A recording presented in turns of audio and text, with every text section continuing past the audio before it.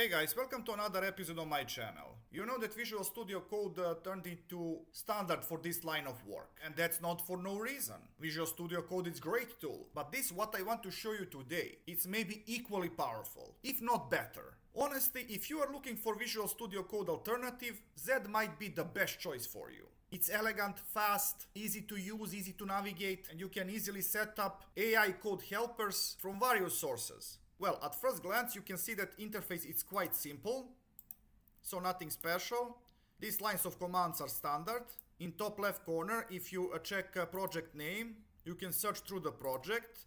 If you check these three lines, you are going to find standard top bar options like file, edit, selection sections, and so on. If you go on run, you can execute this code, but they are calling a spawn task, so not a big difference. Debugger, it's integrated, so for most programming languages you don't have to install anything additional. And this is lovely part. Check this Z option. You can go to settings, you can go to project settings, but this is interesting really. Select theme. If you like to experiment with themes, you are going to love this.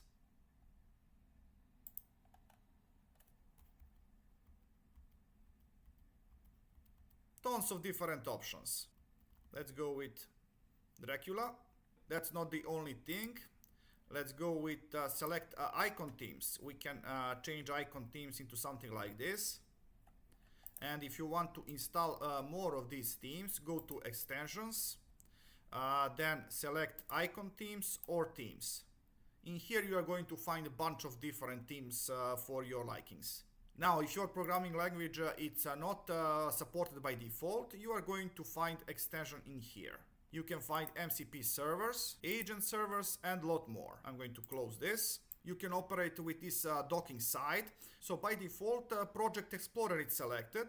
You also can see Git panel. If you connect your project with Git, you are going to get this Git structure on the left. You have outline, collab. You can search through project. You can navigate to language servers, or you can check project diagnostics. Okay, I'm going to close this. We are not going to need it. First notification, it's a number of line and a number of column that you are at the moment.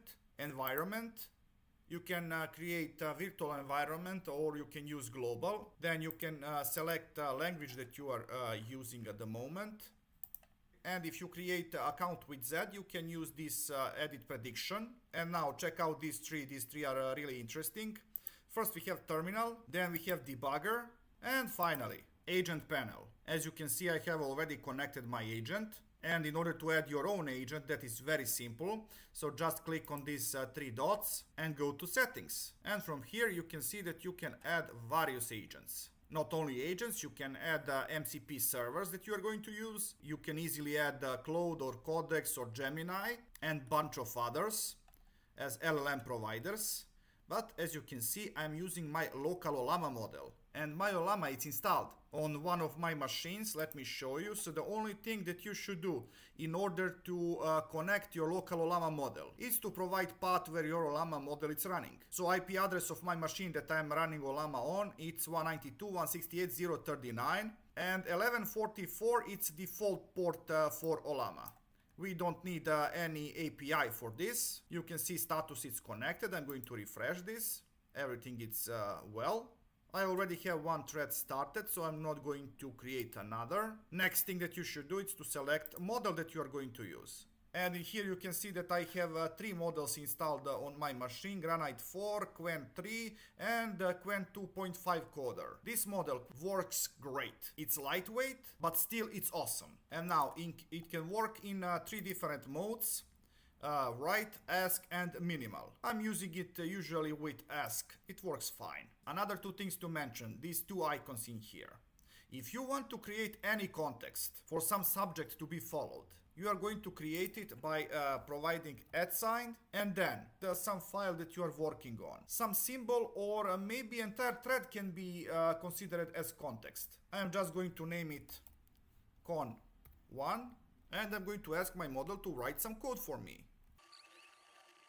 So write server-side code for server that sits on my local machine on port 9099.1. And when client connects, server returns hello and it closes connection. It must be written in Golang.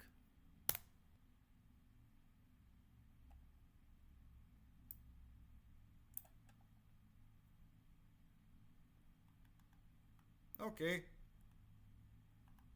Looks reasonably well. Now I'm going to use that very same context.